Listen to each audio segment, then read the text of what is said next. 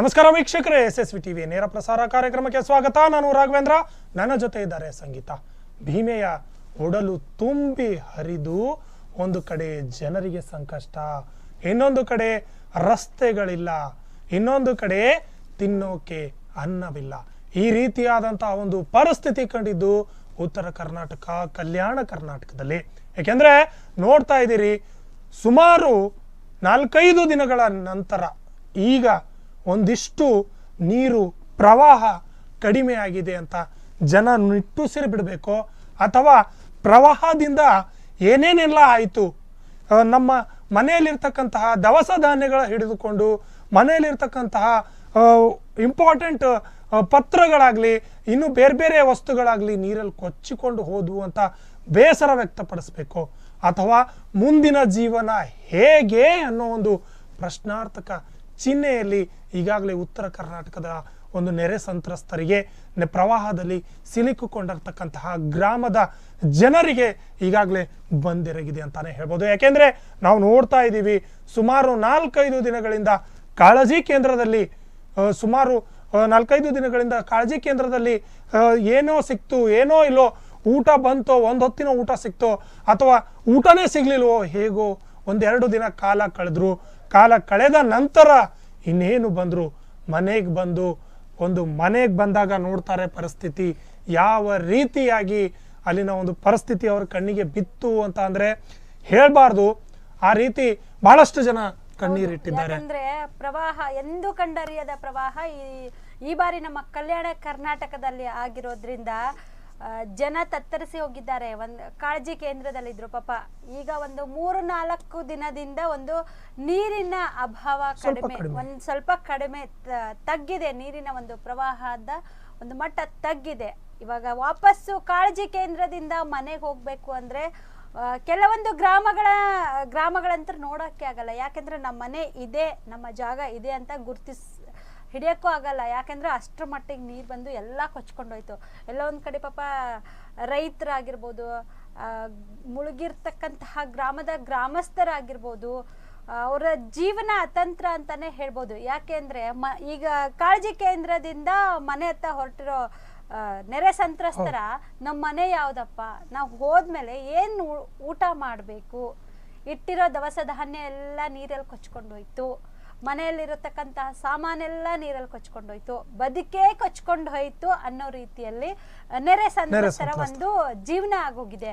ಇವಾಗ ಪಾಪ ಅವರು ಹೆಂಗಾಗಿದೆ ಅಂದ್ರೆ ಉಸಿರು ಬಿಡಂಗೂ ಇಲ್ಲ, ಹಿಡಿಯಂಗೂ ಇಲ್ಲ. ಇನ್ನು ಕಾಳಜಿ ಕೇಂದ್ರದಿಂದ ಮನೆಗೆ ತೆರಳಬೇಕು ಅಂದ್ರೆ ಮನೆಗಳ ಒಂದು ಪರಿಸ್ಥಿತಿ ಹೇಳತೀರದು. ಕಾಳಜಿ ಕೇಂದ್ರದಲ್ಲೇ ಇರಬೇಕು ಅಂದ್ರೆ ಕಾಳಜಿ ಕೇಂದ್ರದಿಂದ ಮನೆ ಕಳಿಸ್ತಾ ಇದ್ದಾರೆ ಅಂತಕ್ಕಂಥ ಒಂದು, ಮುಂದೆ ಏನ್ ಮಾಡ್ಬೇಕು ನಮ್ಮ ಜೀವನ ಅಂತಕ್ಕಂಥ ಒಂದು ಪ್ರಶ್ನೆ ನೆರೆ ಸಂತ್ರಸ್ತರಲ್ಲಿ ಕಾಡ್ತಾ ಇದೆ. ಪಾಪ ನಮ್ಮ ಮುಂದಿನ ಬದುಕು ಹೇಗಪ್ಪ, ಇಷ್ಟು ದಿನ ಆಗಿರೋದು ಒಂದ್ ಕಡೆ ಆಯ್ತು, ಮುಂದಿನ ಬದುಕು ಹೇಗೆ? ಬೆಳೆ ಬೆಳಿಬೇಕು ಅಂದ್ರೆ ಬಿತ್ತನೆ ಮಾಡಕ್ಕಾಗಲ್ಲ, ಇನ್ನು ಇಟ್ಟಂತಹ ಸಾಮಾನುಗಳು ಹೋದ್ವು, ದುಡ್ಡು ಹೋಯ್ತು, ಆಸ್ತಿಗೆ ಸಂಬಂಧಪಟ್ಟ ಪೇಪರ್ಸ್ ಅದು ಎಲ್ಲ ಕೊಚ್ಕೊಂಡು ಹೋಯ್ತು, ಸಂತ್ರಸ್ತರ ಬದುಕೇ ಕೊಚ್ಕೊಂಡು ಹೋಯ್ತು. ನಾವಿವಾಗ ಮುಂದಿನ ಜೀವನ ಹೇಗ್ ಮಾಡಬೇಕು ಅಂತಕ್ಕಂಥ ಒಂದು ಪ್ರಶ್ನೆ, ಒಂದು ಗೊಂದಲದಲ್ಲಿದ್ದಾರೆ ಪಾಪ ಸಂತ್ರಸ್ತರು. ಯಾಕಂದ್ರೆ ಇದು 2ನೇ ಬಾರಿ ಆಗಿರೋದ್ರಿಂದ 3 ತಿಂಗಳಲ್ಲಿ 2ನೇ ಬಾರಿಯ ದೊಡ್ಡದಾದ ಒಂದು ಪ್ರವಾಹ, ಎಂದೂ ಕಂಡರಿಯದ ಒಂದು ಪ್ರವಾಹ ನಮ್ಮ ಉತ್ತರ ಕರ್ನಾಟಕದ ಜನರಿಗೆ ಒಂದು ತತ್ತರಿಸಿ ಹೋಗಿದ್ದಾರೆ. ಈ ಪ್ರವಾಹಕ್ಕೆ ಸುಮಾರು ಶತಮಾನಗಳ ಹಿಂದೆ ಬಂದಿರ್ತಕ್ಕಂತಹ ಪ್ರವಾಹ, ಈಗ ಮೊನ್ನೆ ಬಂದಿರತಕ್ಕಂತಹ ಪ್ರವಾಹ. ಎಲ್ಲರೂ ಹೇಳ್ತಾ ಇದ್ದಾರೆ, ನಾವೆಂದೂ ನೋಡಿರ್ಲಿಲ್ಲ ಈ ತರಹದ ಒಂದು ಪ್ರವಾಹ, ನಾವೆಂದೂ ನೋಡಿರ್ಲಿಲ್ಲ. ಸಂಪೂರ್ಣವಾಗಿ ಸಂತ್ರಸ್ತರ ಬದುಕೆ ಹರ್ಕೊಂಡು ಹೋಯ್ತು, ಕೊಚ್ಕೊಂಡು ಹೋಯ್ತು ಅನ್ನೋಂಗಾಗಿದೆ. ಸುಮಾರು 98 ವರ್ಷಗಳ ತದನಂತರ ಬಂದಂತಹ ಒಂದು ಭೀಕರ ಪ್ರವಾಹ. ಇದರಿಂದ ಜನ ಹೇಳ್ತಾ ಇರೋದು ಇಷ್ಟ, ಏನಪ್ಪಾ ಅಂತಂದ್ರೆ ಭೀಮೆಯ ಪ್ರವಾಹದಿಂದ ನಮ್ದೊಂದು ಏನು ಬದುಕೇನಾಗಿದೆ, ಮೂರ ಬಿಟ್ಟಿಯಾಗಿ ಹೋಗಿದೆ. ಏನೂ ಇಲ್ಲ. ನಾವು ಮನೆಗೆ ಹೋಗ್ತೀನಿ ಅಂದ್ರೆ ಮನೆಯಲ್ಲಿ ಬಾಗಿಲುಗಳು ಉಳಿದಿವೆ, ಅದು ಬಿಟ್ಟು ಏನೂ ಇಲ್ಲ. ಮನೆಯಲ್ಲಿ ಏನೂ ಇಲ್ದಂತಾಗ್ಬಿಟ್ಟಿದೆ. ಮನೆ ಯಾವ ರೀತಿಯಾಗಿದೆ ಅಂತಂದ್ರೆ, ಇರೋ ದವಸ ಧಾನ್ಯಗಳು, ಇರತಕ್ಕಂತಹ ಎಲ್ಲ ಬೇಕಾಗಿರ್ತಕ್ಕಂತಹ ಸಾಮಾನುಗಳೇನಿವೆ ಮನೆಯಲ್ಲಿ ಇಲ್ಲ. ಮಳೆ ಬಂದು ಮಳೆ ನೀರಿನಲ್ಲಿ ಕೊಚ್ಕೊಂಡು ಹೋಗಿದೆ. ಇದರ ಜೊತೆಗೆ ರೈತನ ಬಗ್ಗೆ ಹೇಳ್ಬೇಕಂತ ಅಂದರೆ ರೈತನಿಗೂ ಕೂಡ ಸಿಡಿಲು ಬಡದಂತಾಗಿದೆ. ಯಾಕೆಂದರೆ ನಾವು ನೋಡ್ತಿದ್ದೀವಿ, ಇವತ್ತಿಗೂ ಕೂಡ ನೀವು ಮಾರ್ಕೆಟಲ್ಲಿ ಹೋದರೆ ಗೊತ್ತಾಗುತ್ತೆ ಇಂದಿನ ಒಂದು ತರಕಾರಿ ರೇಟ್ ಯಾವ ರೀತಿಯಾಗಿದೆ ಅಂತ ನೋಡ್ತಾ ಹೋದರೆ ಇದಕ್ಕೆ ಕಾರಣ ಈ ಪ್ರವಾಹ. ಯಾಕೆಂದರೆ ರೈತ ಬೆಳೆದಿರ್ತಕ್ಕಂತಹ ತೊಗರಿ ಆಗಿರ್ಬೋದು, ಸೋಯಾಬೀನ್ ಆಗಿರ್ಬೋದು, ಅಥವಾ ಈರುಳ್ಳಿ ಆಗಿರ್ಬೋದು, ಇಂದು ಪೂರ್ತಿಯಾಗಿ ನೀರಿನಲ್ಲಿ ಕೊಚ್ಕೊಂಡು ಹೋಯ್ತು. ಪೂರ್ತಿಯಾಗಿ ಏನು ಬೆಳೆ ಇನ್ನೇನು ಕೈಗೆ ಬರಬೇಕು ಅನ್ನೋಷ್ಟರಲ್ಲಿಯೇ ಎಲ್ಲ ಬೆಳೆಯೂ ಕೂಡ ಪೂರ್ತಿಯಾಗಿ ನೀರಲ್ಲಿ ಒಂದು ಪ್ರವಾಹದಲ್ಲಿ ಕೊಚ್ಕೊಂಡು ಹೋಯ್ತು. ಈಗಾಗಲೇ ನೋಡ್ತಾ ಇದ್ದೀವಿ, ಕಾಳಜಿ ಕೇಂದ್ರದಿಂದ ಮನೆ ಎತ್ತ ಬಂದಿದ್ದಾರೆ. ಆದರೆ ಅವರ ಪರಿಸ್ಥಿತಿ ಯಾರಿಗೂ ಬೇಡ. ಯಾಕೆಂದರೆ ಅವ್ರು ಹೇಳ್ತಿರೋದು ಅಥವಾ ಅಲ್ಲಿರ್ತಕ್ಕಂಥ ಒಂದು ದೃಶ್ಯ ಏನಿದೆ, ಯಾರ ಮನಸ್ಸು ಕೂಡ ಕಲ್ಕುವಂತಹ ಒಂದು ದೃಶ್ಯ ಇದೆ. ಎಸ್, ಅದರದೊಂದು ವಿಟಿ ಇದೆ, ವಿಟಿ ತೋರಿಸ್ತೀನಿ ನೋಡಿ. ಅವರ ಪರಿಸ್ಥಿತಿ ಅವರೇ ಹೇಳಿದ್ದಾರೆ ಯಾವ ರೀತಿಯಾಗಿದೆ. ಈಗಾಗಲೇ ಪ್ರವಾಹದಲ್ಲಿ ಸಿಲುಕಿರ್ತಕ್ಕಂತಹ ಗ್ರಾಮಗಳ ಜನರ ಒಂದು ಪರಿಸ್ಥಿತಿ ಇದೆ. ಎಸ್, ವಿಟಿ ಪ್ಲೀಸ್.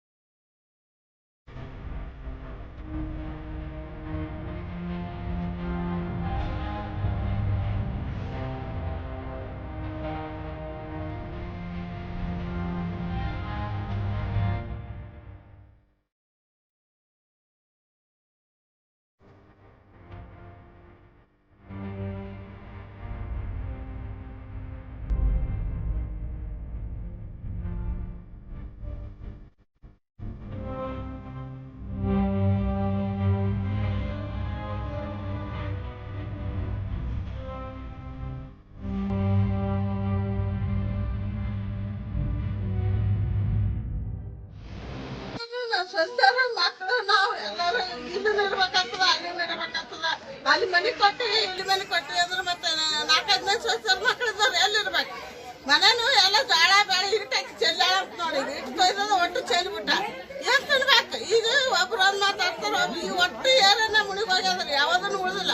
ರೋನ್ ಜನ ಹಚ್ಚಿ ಕಿತ್ತಲ್ಲ ಕಡೆಗೆ ನಾ ಏನ್ ಬೇಡನಲ್ಲ. ನನ್ಗೆ ಇನ್ನೊಂದ್ ಮನಿ ಏನ್ ಮಾಡಮ್? ನಮ್ಗೆ ಇನ್ನೊಟ್ಟೆ ಸಾಕು. ಇಲ್ಲಿ ಇಟ್ಟಾಗ್ಯದಂದ್ರೆ ಹೆಂಗ್ ಮಾಡ್ಬೇಕು? ಏರಿಯಾಗಳು ಒಬ್ರು ಇಸ್ಕಿ ಹರ್ಕೊಂಡೋಗ್ಯಾವ, ಜೋಳ ಹರ್ಕೊಂಡೋಗ್ಯಾವ, ಬ್ಯಾಳಿ ಹರ್ಕೊಂಡೋಗ್ಯಾವ, ಕೋಳಿ ಹರ್ಕೊಂಡೋಗ್ಯಾವ, ಕುರಿ ಹರ್ಕೊಂಡೋಗ್ಯಾವ, ಒಂದ್ ಆಕಳ ಇತ್ತು ಹರ್ಕೊಂಡೋಗ್ಯಾವ. ನಮ್ಗೆ ಭಾಳ ಪರಿಸ್ಥಿತಿ ಅದ್ರಿ. ಸಾಲಿಗೆ ಹೋಗಿವಿ, ನಮ್ಗೆ ಯಾರು ಊಟನ ಒಂದಿನ ಸಿಕ್ಕದ ಒಂದಿನ ಸಿಕ್ಕಿಲ್ರಿ. ನಮ್ದು ಭಾಳ ದೊಡ್ಡ ಹೈರಾಣ ಅದರಿ ಸಾಬ್ರಿ. ಏನ್ ಮನಿ ಕೊಡ್ತೀರಿ ನೀವು? ನೋಡಿ ಕೊಡ್ಬೇಕ್ರಿ. ಯಾರು ಮನೆ ಮುಣಿಗ್ಯಾವ ಅದ್ ಕಾಗದ ಪತ್ರ ತರ್ಬೇಕ್ರಿ, ನೋಡ್ಬೇಕ್ರಿ, ನೋಡಿ ಕೊಡ್ಬೇಕ್ರಿ. ನಾವ್ ಮುಣಿಗಿದವ್ರಿಗೆ ಕೇರ್ ಮಾಡಿ ನೋಡ್ರಿ. ನಮ್ದು ಭಾಳ ತಿಪ್ಪಲ ಅದ. ನಮ್ದು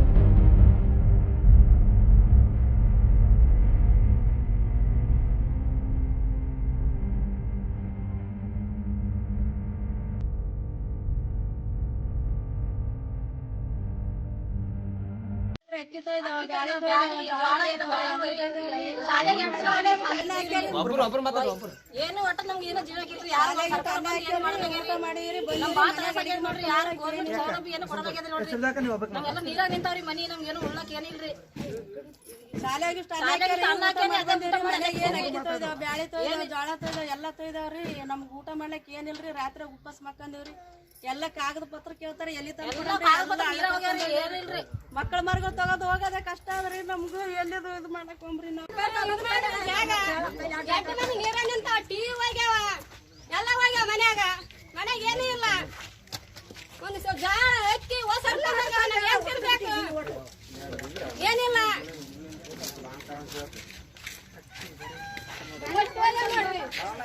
ಅಷ್ಟು ಗುಳೆಗಳು ಇಟ್ಕೊಂಡ್ಕೊಂತೀವಿ. ಎಲ್ಲ ಎಲ್ಲಿದೆಲ್ಲ ಬಿಟ್ಟಿವಿ, ಸಾಲು ಗುಡಿ ಸೇರಿ ಏನಿಲ್ಲ. ಮೈ ಇಲ್ಲ ಕೈ ಇಲ್ಲ, ಇಟ್ಟ ತನ ನೀರ್ ಚಾಲೀನಿ.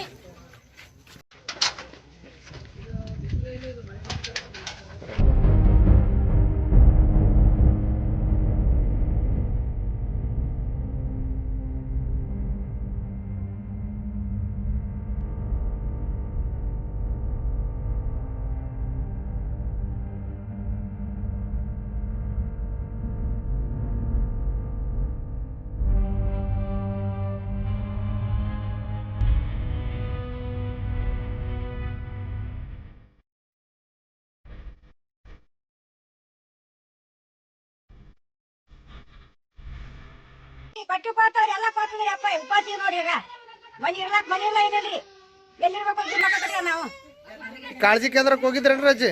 ಎಲ್ಲಪ್ಪ ಕಾಳಜಿ ಕೇಂದ್ರಕ್ಕೆ ಹೋಗಿರಿ ಸಾಲಿಗೆ? ಹೋಗಿವ್ರಿ ಮತ್ತೆ ಅಲ್ಲೇ ಇವ್ರಿ 2 ದಿನ ಹಾ 2 ದಿನ ಅಲ್ಲೇ ಇವ್ರಿ ಬಟ್ಟೆ ಒಗ್ಯಾವ್ರಿ ಹೊಸ ಬಟ್ಟೆ ಪಾತಾವ ಗಟ್ಟಿದ ಬಟ್ಟೆ ಪಾತಾವ ಎಲ್ಲ ಪಾತ ನೋಡಿ ಕಡೆ ಒಗ್ಯಾವ್ರಿ ಅರ್ಕಾದ ಕಡೆ ಒಗ್ಯಾವ್ರಿ ಎಲ್ಲ ಅಲ್ಲ ಸಾಮಾನುಗಳು ಎಲ್ಲ ಹೋಗವ ಅಕ್ಕಿ ಜೋಳ ಬ್ಯಾಳಿ ಎಲ್ಲ ಹೋಗವ ಬ್ಯಾಳಿ ಯಾರು ಬರ್ತಾನೆ ಹೊರ ಸಗು ಇದ್ದಾಸಿದ್ದ ಗಿಟ್ಟಾಗ್ಯದ್ರಿ ಇಲ್ಲಿ ಬಂದ ನೀರು ಇಲ್ಲಿ ಬಂದಾಗ ದಪ್ಪನೆ ಹೊರಗಾಗ್ಯದ್ರಿ ನೋಡಿ ರಾತ್ರಿ ಒಳಗಾದ್ರೆ ಮಾಡ್ಬೇಕ್ರಿ ಕೂಸು ಕುದಿಕೊಳ್ಳೋ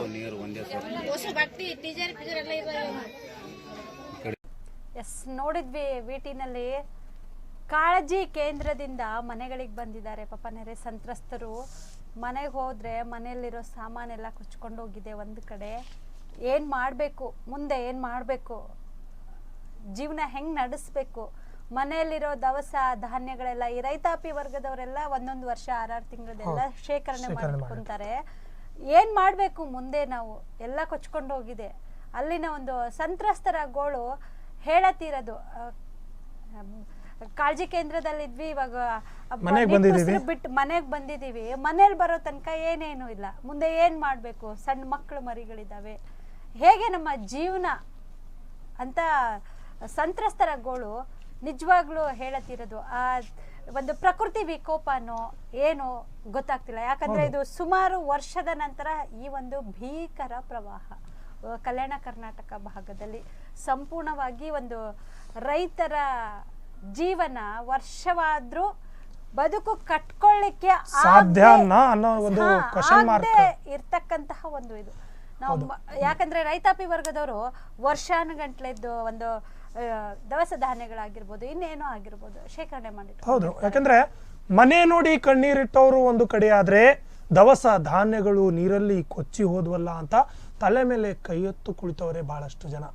ಮನೆಯಲ್ಲಿ ನೀರು ಹೋದ್ರೆ ಪರವಾಗಿಲ್ಲ, ಆದ್ರೆ ನಾವು ಒಂದೊಂದು ವರ್ಷದ 6 ತಿಂಗಳ ಒಂದು ಊಟದ ಅಥವಾ ದವಸ ಧಾನ್ಯಗಳು ಮನೆಯಲ್ಲಿ ಅಡುಗೆ ಮಾಡೋಕೆ ಅಂತಂದಿಟ್ಟಿರ್ತಿದ್ವಿ, ಅವೆಲ್ಲವೂ ಕೂಡ ಕೊಚ್ಚಿಕೊಂಡು ಹೋಗಿವೆ.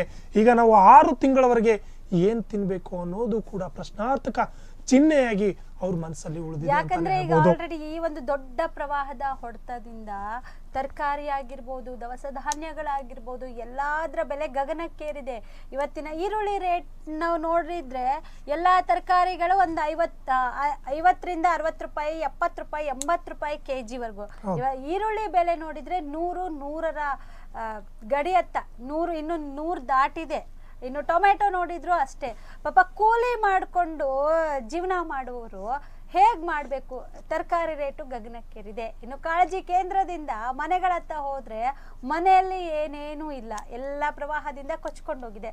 ನಮ್ಮ ಬದುಕು ಹೇಗೆ ಅಂತ ಸಂತ್ರಸ್ತರ ಒಂದು ಆ ಒಂದು ಮನಸ್ಥಿತಿ ನೋಡೋಕ್ಕಾಗಲ್ಲ. ನಿಜವಾಗ್ಲೂ ಎಂಥವರ ಒಂದು ಸುಳಿಯಲ್ಲಿ ಸಿಲ್ಕಾಕೊಂಡವರ ಮನಸ್ಥಿತಿ ನೋಡಕ್ಕಾಗಲ್ಲ. ಹೌದು, ಯಾಕೆಂದ್ರೆ ನೋಡ್ತಿದೀವಿ ಸುಮಾರು ಕಲಬುರಗಿ ಆಗಿರ್ಬೋದು, ಯಾದಗಿರಿ ಆಗಿರ್ಬೋದು, ಅಫ್ಜಲ್ಪುರ್ ಆಗಿರ್ಬೋದು, ಜೇವರ್ಗಿ ಆಗಿರ್ಬೋದು, ಸುಮಾರು ಈ ಒಂದು ತಾಲೂಕುಗಳಲ್ಲಿ ಏನಾಗಿದೆಪ್ಪ ಅಂತಂದ್ರೆ ಜನ ಯಾವ ರೀತಿಯಾಗಿ ಒಂದು ಅವ್ರಿಗೆ ಹೇಗೆ ಹೇಳಬೇಕು ಅನ್ನೋದು ಗೊತ್ತಾಗ್ತಾ ಇಲ್ಲ.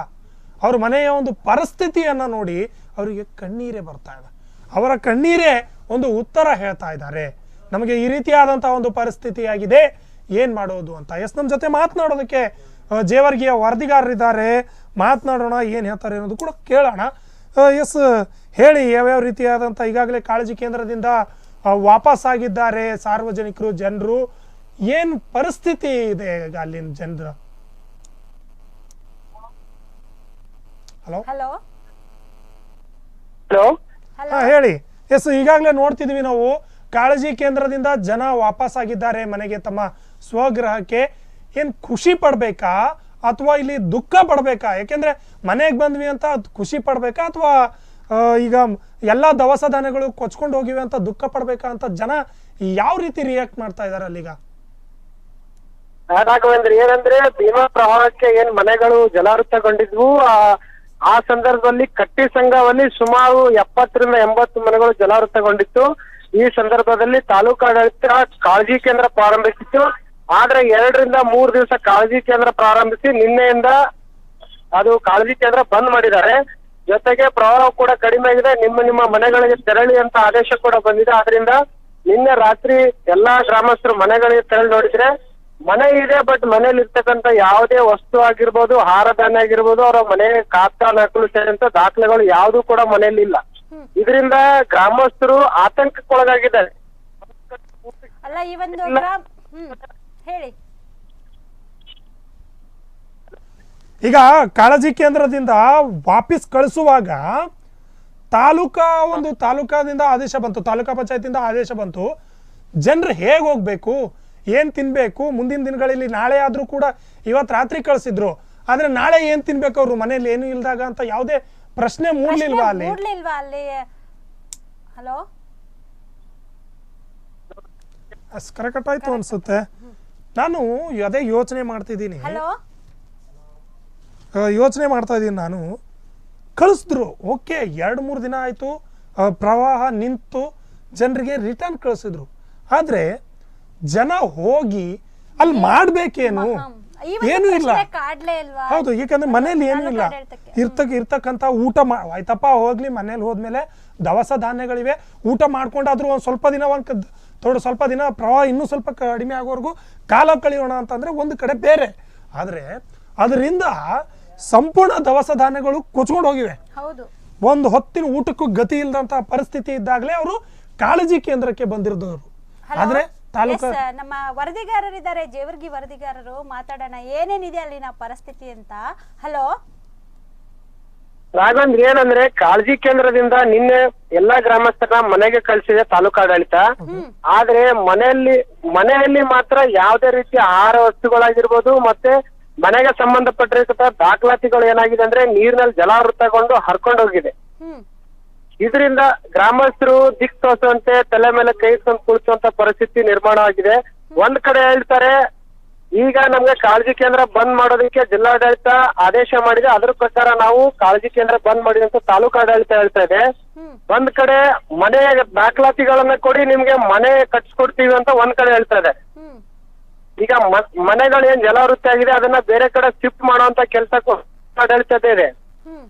ಆದ್ರೆ ತಾಲೂಕಾಡಳಿತ ಏನ್ ಹೇಳ್ತಾ ಇದೆ, ನಿಮ್ಮ ಮನೆ ಯಾರ ಮನೆ ಇದೆ ಅವ್ರ ಮನೆ ದಾಖಲಾತಿ ಕೊಟ್ರೆ ಮಾತ್ರ ನಿಮ್ಗೆ ಮನೆ ಪರಿಹಾರ ಕೊಡ್ತೀವಿ, ಮನೆ ಬೇರೆ ಕಡೆ ವ್ಯವಸ್ಥೆ ಮಾಡಿಕೊಡ್ತೀವಿ ಅಂತ ಹೇಳ್ತದೆ.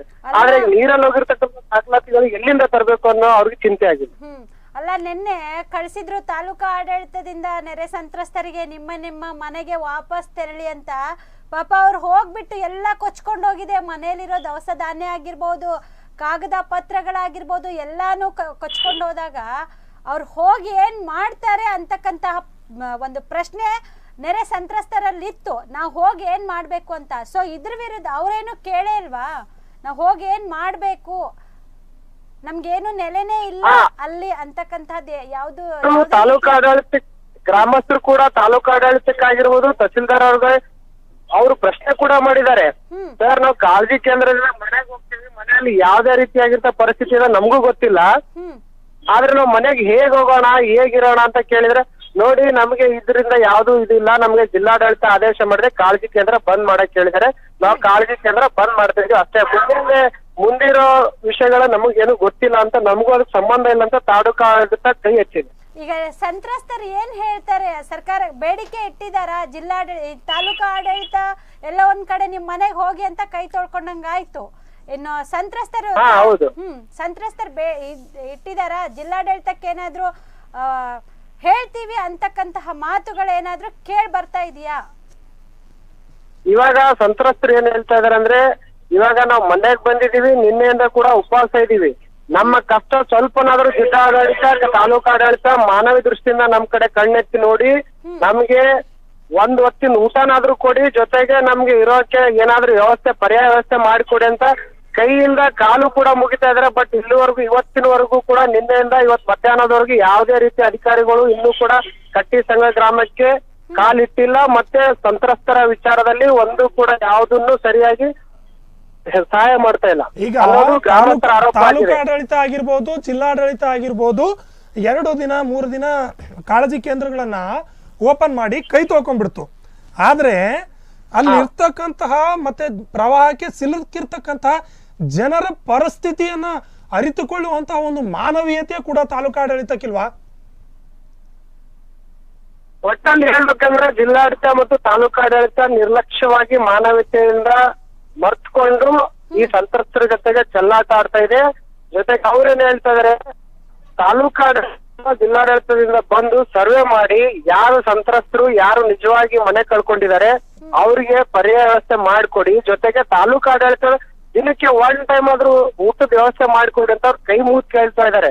ಆದ್ರೂ ಕೂಡ ಇವರು ಇದಕ್ಕೂ ನಮಗೂ ಯಾವ್ದೇ ರೀತಿ ಸಂಬಂಧ ಇಲ್ಲ ಅಂತ ಕಣ್ ಮುಚ್ಕೊಂಡು ತಾಲೂಕಾಡಳಿತ ಕೂತಿದೆ. ಧನ್ಯವಾದಗಳು ತಮ್ಮೆಲ್ಲ ಮಾಹಿತಿಗಾಗಿ. ನೋಡ್ತಿದ್ವಿ ನಾವು ಯಾವ ರೀತಿ ತಾಲೂಕಾಡಳಿತ ಹಾಗೂ ಜಿಲ್ಲಾಡಳಿತ ಭಂಡತನ ಮೆರಿತಾ ಇದೆ ಅಂತ ಇಲ್ಲಿ ನಮ್ಮ ವರದಿಗಾರರು ಸಂಪೂರ್ಣವಾಗಿ ಹೇಳಿದ್ರು. ಯಾಕೆಂದ್ರೆ ಒಂದು ಮನೆ ಕಳ್ಕೊಂಡು ಬೀದಿಗೆ ಬಂದಿರತಕ್ಕಂತಹ ಜನರು, ಮನೆ ಇದ್ರೂ ಕೂಡ ಮನೆ ಕುಸಿಯುವಂತಹ ಪರಿಸ್ಥಿತಿಯಲ್ಲಿ ಜನರಿದ್ದಾರೆ ಆ ಮನೆಯಲ್ಲಿ. ಮತ್ತೆ ಅಲ್ಲಿರ್ತಕ್ಕಂತಹ ದವಸ ಧಾನ್ಯಗಳು ಕೊಚ್ಕೊಂಡೋದು, ಮನೆಯಲ್ಲಿರ್ತಕ್ಕಂತಹ ಪೇಪರ್ಗಳು ಕೊಚ್ಕೊಂಡೋದು, ಎಲ್ಲವೂ ಕೊಚ್ಚಿಕೊಂಡು ಹೋದ ನಂತರ ಉಳಿದ ದಾಖಲೆಗಳು ಎಲ್ಲಿಂದ ತರಬೇಕು? ತಾಲೂಕಾಡಳಿತ ಹಾಗೂ ಜಿಲ್ಲಾಡಳಿತ ಒಂದು ಸಾರಿ ಕುಳಿತುಕೊಂಡು ಯೋಚನೆ ಮಾಡಬೇಕು. ಯಾಕೆಂದ್ರೆ ಇಷ್ಟೊಂದು ಭೀಕರವಾದಂತಹ ಒಂದು ಪ್ರವಾಹ ಬಂದಿದೆ. ಆದರೆ ಯಾರೊಬ್ಬರೂ ಕೂಡ ಇದರ ಬಗ್ಗೆ ಅವರ ಮನಸ್ಥಿತಿ ಯಾವ ರೀತಿಯಾಗಿದೆಯಪ್ಪ ಅಂತಂದ್ರೆ ನಮಗೆ ಡೋಂಟ್ ಕೇರ್, ನಾವು ಇದ್ರ ಬಗ್ಗೆ ಕೇರ್ ಮಾಡಲ್ಲ. 2-3 ದಿನ ಆಯ್ತು ಕಾಳಜಿ ಕೇಂದ್ರ ಓಪನ್ ಮಾಡಿದೀವಿ, ಊಟ ಮಾಡಿ ಹೋಗಿ ಅಂತ ಕೈ ತೊಳ್ಕೊಂಡಿದೆ. ತಾಲೂಕಾ ಆಡಳಿತ ಕೇಳಿದ್ರೆ ಇಲ್ಲ ನಮಗ್ ಜಿಲ್ಲಾಡಳಿತ ಆದೇಶ ನೀಡಿದೆ, ಮನೆ ಕಳಿಸಿ ಕಾಳಜಿ ಕೇಂದ್ರದಿಂದ ಅಂತ ಹೇಳಿದ್ದಾರೆ, ನಾವು ಕಳಿಸಿದೀವಿ ಅಂತ ಹೇಳಿದ್ರು. ಇನ್ನು ಮನೆ ದಾಖಲಾತಿ ಪತ್ರಗಳ ಕೊಟ್ರೆ ಮಾತ್ರ ನಿಮಗೆ ಬೇರೆ ಕಡೆ ನಿಮ್ಮ ಮನೆ ನಿರ್ಮಾಣ ಮಾಡಿಕೊಡ್ತೀವಿ ಅಂತಕ್ಕಂತಹ ಮಾತುಗಳನ್ನ ಹೇಳಿದ್ರಂತೆ. ಆದರೆ ಸಿಗದೆ ಇರೋರು ಏನ್ ಮಾಡ್ಬೇಕು? ಯಾಕೆ ಒಂದು ಜಿಲ್ಲಾಡಳಿತ ತಾಲೂಕಾ ಆಡಳಿತ ಈ ತರ ನಿರ್ಲಕ್ಷ್ಯ ತೋರ್ತಾ ಇದೆ? ಈ 2-3 ದಿನ ಮತ್ತೆ ಪ್ರವಾಹ ಏನಾದ್ರೂ ಬಂದ್ರೆ ಏನ್ ಮಾಡುತ್ತೋ? ಯಾಕಂದ್ರೆ ಪಾಪ ಇವಾಗ ನಿಮ್ ಮನೆ ಹತ್ತ ನೀವು ಹೋಗಿ ಅಂತ ಕಳಿಸ್ಬಿಟ್ಟು ಕೈ ತೊಳ್ಕೊಂಡ್ಬಿಟ್ರು ತಾಲೂಕಾ ಆಡಳಿತ ಆಗಿರ್ಬೋದು, ಜಿಲ್ಲಾಡಳಿತ ಆಗಿರ್ಬೋದು. ನೋಡ್ತಿದೀವಿ ನಾವು. ನಮ್ ಜೊತೆ ಮಾತನಾಡೋದಕ್ಕೆ ಜಾಧವ್ ಅವರಿದ್ದಾರೆ, ಸಂಸದರಾದಂತಹ ಉಮೇಶ್ ಜಾಧವ್ ಇದ್ದಾರೆ. ಸರ್ ನಮಸ್ಕಾರ. ನಮಸ್ಕಾರ, ಹೇಳಿ ಸರ್. ನಮಸ್ಕಾರ ಸರ್. ಅದೇ ನಾವು ನೋಡ್ತಿದೀವಿ ಈಗಾಗಲೇ ಕಾಳಜಿ ಕೇಂದ್ರದಿಂದ ಎಲ್ಲ ಸಂತ್ರಸ್ತರು ಕೂಡ ಮನೆಗೆ ಹೋಗ್ಬಿಟ್ಟಿದ್ದಾರೆ. ಬಟ್ ಮನೆಗೆ ಹೋದಂತಹ ಸಂತ್ರಸ್ತರಿಗೆ ಯಾವುದೇ ರೀತಿಯಾದಂತಹ ಪರಿಕರಗಳು ಇಲ್ಲ ಸರ್. ಪೂರ್ತಿಯಾಗಿ ಹಾನಿಗೊಳಗಾಗಿವೆ. ಈಗ ತಾಲೂಕಾಡಳಿತ ಹಾಗೂ ಜಿಲ್ಲಾಡಳಿತ ಇದ್ರ ಬಗ್ಗೆ ಯಾವುದೇ ರೀತಿಯಾದಂತ ಒಂದು ಕ್ರಮವನ್ನ ತೆಗೆದುಕೊಳ್ತಿಲ್ಲ ಅಂತ ಒಂದು ಇದು ಬರ್ತಾ ಇದೆ. ಇದ್ರ ಬಗ್ಗೆ ತಾವೇನ್ ಹೇಳ್ತೀರಾ ಸರ್? ನೋಡಿ ಸ್ವಾಮಿ, ನಿನ್ನೆ ಸಿಎಂ ಮೊನ್ನೆ ಸಿಎಂ ಬಂದು ಹೋಗಿದ್ದಾರೆ. ಆಮೇಲೆ ಎಲ್ಲರೂ ತಾಲೂಕ್ ಆಫೀಸರ್ ಎಲ್ಲರೂ ಸರ್ವೆ ಮಾಡ್ತಾ ಇದ್ದಾರೆ. 10,000 ಕೊಡ್ಬೇಕಂತ ಹೇಳಿದ್ದಾರೆ. ಎಲ್ಲ ಆಗುತ್ತೆ, ಸ್ವಲ್ಪ ಅದು ಎಲ್ಲಿ ಇದು ಆಗ್ಬಾರ್ದು ಮಾಡ್ತಾ ಇದ್ದಾರೆ. ಇನ್ನೊಂದ್ 2 ದಿವಸದಲ್ಲಿ ಎಲ್ಲರಿಗೆ ಏನೇನು ತಲುಪುತ್ತೆ ಸರ್. ಇನ್ನೊಂದು ದಾಖಲಾತಿಗಳು ಇದ್ರೆ ಮಾತ್ರ ಮನೆ ಕೊಡ್ತೀವಿ ಅಂತ ಹೇಳಿದಾರಂತೆ. ಅದು ಏನಾಗಿದೆ, ಮಳೆಯಲ್ಲಿ ಎಲ್ಲ ದಾಖಲಾತಿಗಳು ಕೊಚ್ಕೊಂಡು ಹೋಗಿವೆ. ಹಲೋ ಹಲೋ ಸರ್, ತಾವು ಹಲೋ, ನಾ ಒಂದು ವಿಲೇಜ್ ಅಲ್ಲಿ ಇದ್ದೇನೆ ಮೇಡಮ್, ಸರಿ ಆವಾಜ್ ಬರ್ತಾ ಇಲ್ಲ ಸರ್. ಇನ್ನೊಂದು ಕೊನೆ ಪ್ರಶ್ನೆ, ತಾವು ಕೇಂದ್ರ ಸರ್ಕಾರಕ್ಕೆ ಈ ಭಾಗದಿಂದ ಆಗಿರುವಂತಹ ಒಂದು ಪ್ರವಾಹದ ಬಗ್ಗೆ ಕೇಂದ್ರ ಸರ್ಕಾರಕ್ಕೆ ಯಾವ ರೀತಿಯಾಗಿ ಒಂದು ಈ ಮೊನ್ನೆ ನಿರ್ಮಲಾ ಸೀತಾರಾಮನ್ ತಾವು ಭೇಟಿ ಮಾಡಿದ್ರಿ ನಿರ್ಮಲಾ ಸೀತಾರಾಮನ್ ಅವರನ್ನ? ಹೌದು. ಅದೇ ಸರ್, ಯಾವ್ಯಾವ ರೀತಿಯಾದಂತ ಒಂದು ಇದನ್ನ ಕೊಟ್ಟಿದ್ರಿ ಅವ್ರಿಗೆ ಅಂತ? ಅಂದ್ರೆ ಎಲ್ಲಿ ಎಲ್ಲ ಮನೆ ಬಗ್ಗೆ ಹೇಳ್ತಾ ಇದ್ದಾರೆ, ಎದ್ರ ಬಗ್ಗೆ ಹೇಳ್ತಾ ಇದ್ದಾರೆ? ಪರಿಹಾರ ಬೇಕು ಅಂತಕ್ಕಂತಹದ್ನ ಮಾಹಿತಿ ಕೊಟ್ಟಿದ್ದೀರಾ? ಹಲೋ ಸರ್, ತಾವು ಮೊನ್ನೆ ನಿರ್ಮಲಾ ಸೀತಾರಾಮನ್ ಅವರನ್ನ ಭೇಟಿ ಮಾಡಿದ್ರಿ ದೆಹಲಿಯಲ್ಲಿ? ಹೌದು. ಅದೇ ಮೇಡಮ್ ಅವ್ರಿಗೆ ಯಾವ ರೀತಿಯಾದಂತ ಈ ಭಾಗದ ಬಗ್ಗೆ ಪ್ರವಾಹ ಪರಿಸ್ಥಿತಿ ಬಗ್ಗೆ ಯಾವ ರೀತಿಯಾಗಿ ಹೇಳಿದ್ರಿ ಅಂತ? ಅಲ್ಲ, ಅವರಿಗೆ ಎಲ್ಲ ಫ್ಯಾಕ್ಟ್ಗಳು ನಾವು ನೋಡಿದ್ದು ಕಣ್ಣಿದೆ, ಜನರ ತೊಂದರೆ ನೋಡಿದ್ದು, ನಮ್ ಭಾಗಕ್ಕೆ ಹಾನಿ ಆಗಿದ್ದು ಪ್ರತಿಯೊಂದನ್ನು ಮೇಡಮ್ ನಾಲೆಜ್ ತಂದಿದೀವಿ. ಅವರು ಬಹಳ ಚೆನ್ನಾಗಿ ಎಲ್ಲ ಅರ್ಥ ಮಾಡ್ಕೊಂಡಿದ್ದಾರೆ. ಅದರ ಬಗ್ಗೆ ನಿಮ್ಗೆ ಏನೇನ್ ಬೇಕು ಎಲ್ಲ ನಾವು ರಿಪೋರ್ಟ್ ತರಿಸ್ಕೊಂಡೆ ಎಲ್ಲ ನಾವು ಅದು ಮಾಡ್ತೀವಿ ಅಂತ ಹೇಳಿದ್ದಾರೆ. ಪಾಸಿಟಿವ್ ರೆಸ್ಪಾನ್ಸ್ ಇತ್ತು ಮೇಡಮ್ ಅವ್ರದ್ದು. ಪೂರ್ತಿಯಾಗಿ ಎಲ್ಲ ಹಾನಿ ಒಳಗಾದಂತದನ್ನ ಎಲ್ಲ ಕ್ಲಿಯರ್ ಮಾಡ್ತೀನಿ ಅಂತ ಮೇಡಮ್ ಅವ್ರು ಹೇಳಿದ್ದಾರೆ ಸರ್? ಹೌದು, ಎಲ್ಲ ಇಂಟರ್ ಮಿನಿಸ್ಟರ್ ಟೀಮ್ ಕಳಿಸಿ ಎಲ್ಲ ನೋಡಿ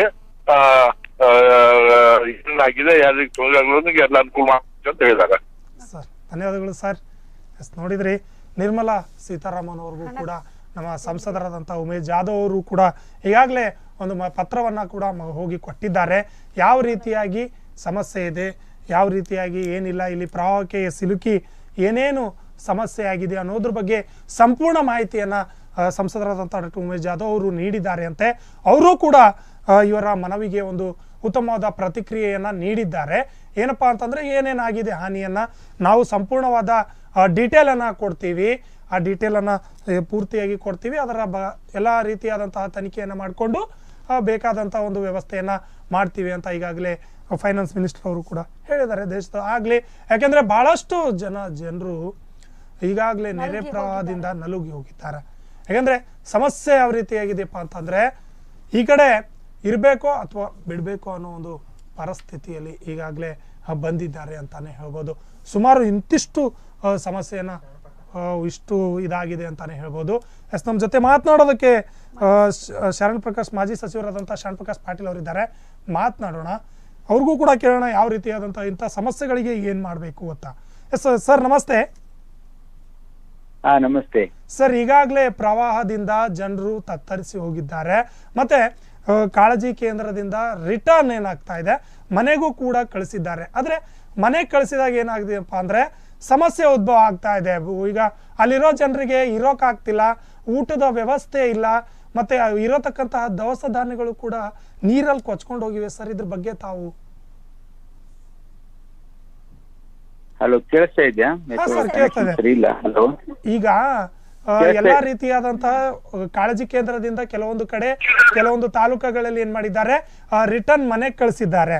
ಕಾಳಜಿ ಕೇಂದ್ರವನ್ನ ಕ್ಲೋಸ್ ಮಾಡಿ ಮನೆಯಲ್ಲಿ ಹೋದಂತಹ ಜನರಿಗೆ ಊಟಕ್ಕೆ ಅಥವಾ ಇರಕ್ಕೆ ವ್ಯವಸ್ಥೆ ಇಲ್ಲ. ಆ ರೀತಿಯಾದಂತಹ ಪರಿಸ್ಥಿತಿ ಈಗ ಎದುರಾಗಿದೆ ಸರ್.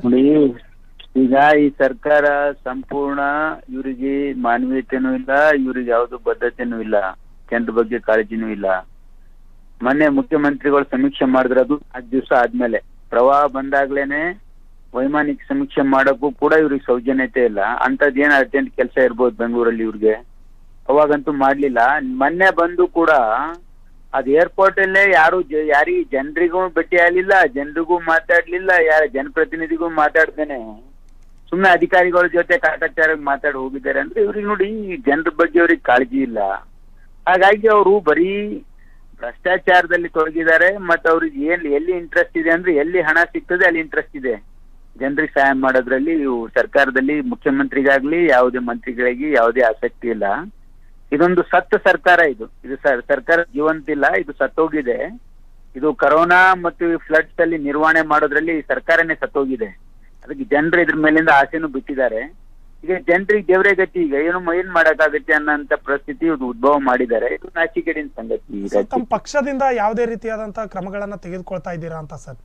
ನೋಡಿ, ನಾವು ಪಕ್ಷದಿಂದ ನಾವು ಶಾಸಕರಿರ್ಲಿ ಅಥವಾ ಮಾಜಿ ಶಾಸಕರಿರ್ಲಿ, ನಾವು ಜನರ ಹತ್ರ ಹೋಗಿ ಜನರಿಗೆ ಅಲ್ಲಿರ್ತಕ್ಕಂಥ ಅಧಿಕಾರಿಗೆ ಹೇಳಿ ಅದೆಲ್ಲ ಸರ್ವೆ ಮಾಡಿಸಿ ಅವ್ರಿಗೇನು ಸರ್ಕಾರದಿಂದ ಏನ್ ಸಹಾಯ, ಇವರಂತೂ ಸಹಾಯ ಕೊಡ್ತಾ ಇಲ್ಲ. ಈಗ ನಮ್ಮಲ್ಲಿ ನಮ್ಮ ಶಾಸಕರು ಎಲ್ಲೆಲ್ಲಿ ಬಹಳ ಇದು ಆಗಿದೆ ಅಲ್ಲಿ ಸಹಾಯ ಮಾಡ್ತಾ ಇದ್ದಾರೆ. ಇದು ಸರ್ಕಾರ ಮಾಡ್ತಕ್ಕಂಥ ಕೆಲಸ. ಯಾರು ಇಂಡಿವಿಜುವಲ್ ಎಷ್ಟು ಸಹಾಯ ಮಾಡಕ್ ಆಗೋದಿಲ್ಲ. ಯಾಕಂದ್ರೆ ಇದು ಪ್ರಕೃತಿ ವಿಕೋಪ 90% ರೈತರ ಬೆಳೆ ಹಾನಿ ಆಗಿದೆ. ಯಾರು ಹಣ ಕೊಡ್ಬೇಕು, ಯಾವ ಪಕ್ಷದವ್ರು ಕೊಡಕ್ಕಾಗಲ್ಲ, ಯಾವ ಜನಪ್ರತಿನಿಧಿನೂ ಕೊಡಕ್ಕಾಗಲ್ಲ. ಇದು ಸರ್ಕಾರನೇ ಕೊಡ್ಬೇಕು. ಮತ್ತೆ ಸರ್ಕಾರ ಇವ್ರ ಹತ್ರ ದುಡ್ಡಿಲ್ಲ ಅಂತ ಹೇಳ್ತಾ ಇದ್ದಾರೆ. ಕೇಂದ್ರ ಸರ್ಕಾರದಿಂದ ದುಡ್ಡು ತರ ಯೋಗ್ಯತೆ ಇಲ್ಲ ಇವ್ರಿಗೆ. ಇವ್ರು ಯಾಕೆ ಸರ್ಕಾರದಲ್ಲಿದ್ದಾರೆ ಅಂತ ಗೊತ್ತಿಲ್ಲ. ಇವ್ರು ಸರ್ಕಾರದಲ್ಲಿ ಇಲ್ಲಕ್ಕೆ ಲಾಯಕ್ಕಿಲ್ಲ. ಇವ್ರು ಮೊದಲಿನಿಂದ ತೊಲಗಬೇಕು, ಅಧಿಕಾರದಿಂದ ತೊಲಗಬೇಕು. ನಮ್ ಕೈಲಿ ಮಾಡಕ್ ಆಗೋದಿಲ್ಲ ಅಂತ ರಿಸೈನ್ ಕೊಟ್ಟು ಮನೆಗೆ ಹೋಗ್ಲಿ, ಪ್ರೆಸಿಡೆಂಟ್ ರೂಲ್ ಬರ್ಲಿ ಅಥವಾ ಚುನಾವಣೆ ಆಗ್ಲಿ, ಆಮೇಲೆ ನೋಡೋಣ ಇದೇನು. ಯಾಕಂದ್ರೆ ಇವ್ರ ಕಡೆಯಿಂದ ಏನು ಮಾಡಕ್ ಆಗೋದಿಲ್ಲ. ಓಕೆ ಸರ್, ಧನ್ಯವಾದಗಳು ಸರ್ ಆಮೇಲೆ ಮಾಹಿತಿಗಾಗಿ. ಹೇಳಿದ್ರು ಅವರು, ಇದೊಂದು ಸತ್ತ ಸರ್ಕಾರ, ಏನು ಮಾಡೋಕ್ಕಾಗಲ್ಲ, ದೇವರೇ ಗತಿ. ಯಾಕೆಂದ್ರೆ ನಮ್ಮ ಕೈಲಿಂದ ನಮ್ಮ ಶಾಸಕರಾಗ್ಲಿ ಮತ್ತೆ ಬೇರೆಯವರಾಗ್ಲಿ ಎಷ್ಟು ಸಹಾಯ ಮಾಡೋದಿದನ್ನು ಸಹಾಯ ಮಾಡೋದೇನಿದೆ ಅದನ್ನ ಮಾಡ್ತೀವಿ ಅಂತ ಹೇಳಿದ್ರು. ಅವ್ರ ಕೈಯಿಂದ ನಮ್ಮ ಶಾಸಕರಾಗ್ಲಿ ಅಥವಾ ಬೇರೆ ಇನ್ನು ಏನ್ ಮಾಡೋದಿದೆ ಅದರಿಂದ ಮಾಡ್ತೀವಿ. ಆದ್ರೆ ಸಂಪೂರ್ಣವಾಗಿ ನಾವೇ ಮಾಡೋದಕ್ಕಾಗಲ್ಲ, ಸರ್ಕಾರ ಮಾಡಬೇಕು. ಕೆಲವೊಂದು ಕಡೆ ಅಲ್ಪ ಸ್ವಲ್ಪ ಮಾಡಿದೀವಿ ಅಂತಕ್ಕಂತಹ ಮಾತುಗಳು ಸಹ ಮಾಜಿ ಸಚಿವರಾದಂತಹ ಡಾಕ್ಟರ್ ಶರಣ್ ಪ್ರಕಾಶ್ ಪಾಟೀಲ್ ಅವರು ಹೇಳಿದ್ರು. ನಮ್ಮ ಕೈಲಿ ಆದಷ್ಟು ನಾವು ಮಾಡ್ತಾ ಇದೀವಿ, ಇದನ್ನೆಲ್ಲ ಯಾರಿಂದನೂ ಬರ್ಸಕ್ಕಾಗಲ್ಲ, ಸರ್ಕಾರನೇ ಒಂದು ಪರಿಹಾರನ ಕೊಡ್ಬೇಕು ಜನರಿಗೆ. ಯಾಕಂದ್ರೆ ಅವ್ರ ಬದುಕು ಅವ್ರು ಈಗ ಕಟ್ಕೊಳ್ಳಿಕ್ಕಾಗಲ್ಲ. 90% ರೈತರ ಜೀವನದ ಮೇಲೆ ಹೊಡೆತ ಬಿದ್ದಿದೆ. ಬೆಳೆಗಳು ಹಾನಿ ಆಯ್ತು, ಹೊಲ ಗದ್ದೆಗಳು ಹೋಯ್ತು, ಮುಂದಿನ ವರ್ಷ ಹಾಕಬೇಕು ಅಂತಕ್ಕಂತಹ ಬೆಳೆಗಿಟ್ಟಿರೋ ಒಂದು ಬೀಜಗಳು ಹೋದ್ವು, ಈ ವರ್ಷದ ಕೂಡಿಟ್ಟು ಇನ್ನೇನು ಮಾರುಕಟ್ಟೆ ಕಳ್ಸೋಣ ಅಂತಕ್ಕಂತಹದ್ದು ಹೋಯ್ತು, ಹಿಂಗಾರು ಮುಂಗಾರು ಬೆಳೆ ಸಮೇತ ನಾಶವಾಗಿ ಹೋಯ್ತು. ಇನ್ನೇನು ಕೈಗೆ ಬಂದು ತುತ್ತು ಬಾಯಿಗೆ ಬರ್ತಾ ಇದೆ, ರಾಶಿ ಮಾಡೋಣ ಅನ್ನೋಷ್ಟರಲ್ಲೇ ಮಳೆ ಬಂದು ಎಲ್ಲ ಬೆಳೆ ಈ ಕೂಡಿಟ್ಟಿರುವಂತಹ ದವಸ ಧಾನ್ಯನೂ ಹೋಯ್ತು ಅಥವಾ ಬೆಳೆನೂ ಹೋಯ್ತು. ಮುಂದಿನ ವರ್ಷಕ್ಕೆ ಹಾಕಬೇಕು, ಬಿತ್ತಬೇಕು, ಬಿತ್ತನೆಗೆ ಬೇಕಾದಂತಹ ಎಲ್ಲ ಒಂದು ಬೀಜಗಳಾಗಿರ್ಬೋದು ಎಲ್ಲ ಕೊಚ್ಕೊಂಡೋಗಿ 100ರಲ್ಲಿ 90% ರೈತರಿಗೆ ತುಂಬ ಹೊಡೆತ ಬಿದ್ದಿದೆ ಅಂತಾನೆ ಹೇಳ್ಬೋದು. ಹೌದು, ಯಾಕೆಂದ್ರೆ ನೋಡ್ತಿದೀವಿ ನಾವು ಇಷ್ಟು ಸಮಸ್ಯೆಗಳನ್ನ ಆಲಿಸ್ಕೊಂಡು, ಅಲ್ಲದೆ ಜನರು ಕೂಡ ಈಗ ಏನಿರೋದಪ್ಪ ಅಂತಂದ್ರೆ ಜನರಿಗೆ ಒಂದು ಸಹಾಯ ಆಗಲಿ, ಮತ್ತೆ ಇನ್ನೊಂದೇನೋ ಒಂದು ಸರ್ಕಾರದಿಂದ ಅನುದಾನ ಅಥವಾ ಮತ್ತೆ ಇನ್ನು ಬೇರೆ ಮೊನ್ನೆನೂ ಕೂಡ ನಾವು ಕೇಳ್ತಿದ್ವಿ, ವೈಮಾನಿಕ ಸಮೀಕ್ಷೆಯ ನಂತರ ಬಹಳಷ್ಟು ಟೀಕೆಗಳು ಕೂಡ ಬಂದು ಸರ್ಕಾರದ ಮೇಲೆ. ಯಾಕೆಂದ್ರೆ ಎಲ್ಲ ರೀತಿಯಾದಂಥ ಫ್ಲಡ್ ಬಂದು ನೀರು ಕಡಿಮೆ ಆಗ್ತಿರೋ ಸಂದರ್ಭದಲ್ಲಿ ಬಂದು ಒಂದು ವೈಮಾನಿಕ ಸಮೀಕ್ಷೆಯನ್ನ ಮಾಡಿದ್ರೆ ಉಪಯೋಗಕ್ಕೆ ಬರಲ್ಲ. ಯಾವಾಗ ಫ್ಲಡ್ ಇತ್ತು, ಯಾವಾಗ ಜಾಸ್ತಿ ಫ್ಲಡ್ ಇತ್ತು, ಆವಾಗ ಬಂದು ಒಂದು ವೈಮಾನಿಕ ಸಮೀಕ್ಷೆಯನ್ನ ಮಾಡಿದ್ರೆ ಏನೋ ಒಂದು ನೋಡಿದ್ರೆ ಹೌದಪ್ಪ ನೀರು ಬಂದಿದೆ, ಜನರ ಸಮಸ್ಯೆ, ಜನರ ಒಂದು ನೋವಿನ ಕೂಗು ಕೇಳಿಸ್ತಿತ್ತು ಅಂತಕ್ಕಂತಹ ಮಾತುಗಳು ಕೇಳಿ ಬರ್ತಾ ಇದ್ದಾವೆ. ಪ್ರವಾಹ ಬಂದು ಒಂದ್ 4-5 ದಿವಸ ಆದ್ಮೇಲೆ ಸ್ವಲ್ಪ ಮಟ್ಟಿಗೆ ನೀರಿನ ಒಂದು ಮಟ್ಟ ಕಡಿಮೆ ಆದ್ಮೇಲೆ ಸಮೀಕ್ಷೆ ನಡೆಸಿದ್ದಾರೆ ಮುಖ್ಯಮಂತ್ರಿಗಳು. ಯಾವುದೇ ಪ್ರಯೋಜನ ಇಲ್ಲ. ಮುಂಚೆನೆ ಬರ್ಬೇಕಿತ್ತು. ಪ್ರವಾಹ ಭೀಕರವಾದ ಪ್ರವಾಹ ಇದ್ದಾಗ ಬಂದಿದ್ರೆ ಜನರ ಕೂಗು ಕೇಳಿಸ್ತಾ ಇತ್ತು. ಆಗಿರ್ತಕ್ಕಂತಹ ಹಾನಿ ಕಣ್ಣಿಗೆ, ಸರ್ಕಾರದ ಕಣ್ಣಿಗೆ ಕಾಣಿಸ್ತಾ ಇತ್ತು. ಪರಿಹಾರ ಯಾವ ರೀತಿ ಕೊಡ್ತಾರೆ ಅಂತಕ್ಕಂತಹ ಮಾತುಗಳು ಕೇಳಿ ಬರ್ತಾ ಇದೆ.